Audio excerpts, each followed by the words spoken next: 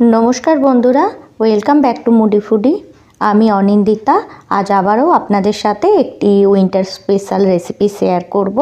तो चलुन रेसिपिटी शुरू करी।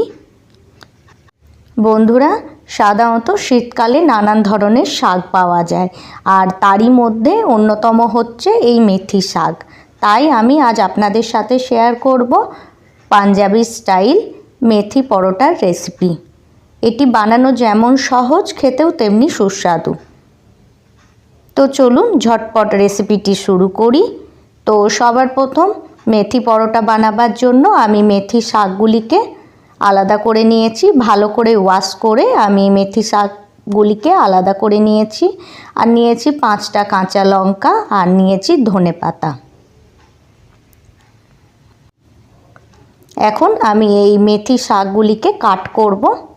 এই মেথি শাকের ওপরের